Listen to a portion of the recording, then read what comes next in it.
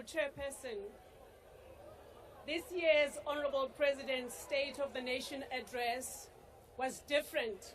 It was encouraging and inspired hope.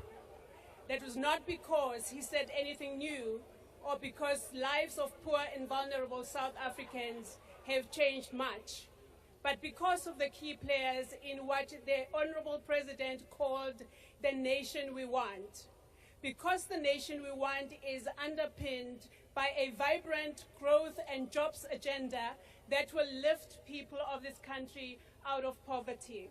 The players I refer to are the GNU ministers and deputy ministers. Several of the programs the Honorable President articulated were taken right out of the Democratic Alliance's election campaign over the years. The growth and jobs agenda. The high cost of living is an especially brutal reality for South Africa's poorest and most vulnerable citizens, many of whom receive their social grants from government and might struggle to access these grants at the end of this month due to the needlessly difficult switch from gold cards to black cards. The average South African worker has to spend more than 57% of their monthly income on transport and electricity while underspending on food. Last year alone, 1,457 children younger than 5 years died in South Africa's public hospitals due to acute malnutrition. But the DA has a solution. We have always focused on job security and the prosperity it brings. We want to grow the economy to lift the 28 million SASSA grant recipients out of their reliance on social assistance. Our economy policy will give them the dignity and the freedom that comes with a stable income and private property ownership. By enhancing the ease of doing business, between 350 and 400,000 new jobs could be created in the first full year after implementation. Fiscal policy reforms, such as a fiscal rule within the current expenditure framework, could create a further 350 to 450,000 jobs. Transforming the SRD grant into a job seekers grant is another essential brick in building an economy that attracts essential investment and fosters a labor-friendly environment that promotes job creation.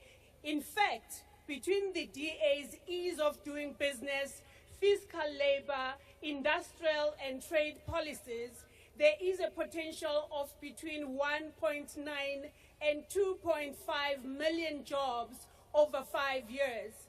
And that, Honorable President, is a DA difference. This is why the Democratic Alliance joined the government of national unity, because the alternative is terrifying.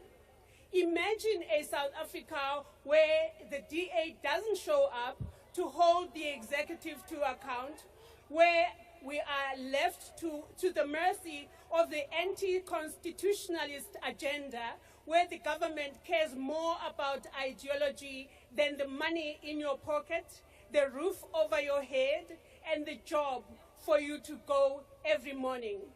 In order to grow the economy, we must involve as many of our citizens as possible, including those that are often marginalized. That's why the Honorable President's inclusion of persons with disabilities in the mainstream economy is very welcomed, and as it recognizes the value being added by them in the broader job creation and economic growth space. The DA's role as key coalition partner in the GNU is already moving the needle towards economic growth and its value for all South African citizens. The ingenuity and foresight to form the government of national unity is what South Africa desperately needed. And the unity in the GNU is what will ensure progress and prosperity. And as South Africans, we are excited to witness this most welcome change. We encourage the ministers, deputy ministers, and their dedicated teams to focus on their work as we stand ready to support them in whatever way possible. South Africans, especially the poor and vulnerable South Africans, deserve no less. Thank you, Chair.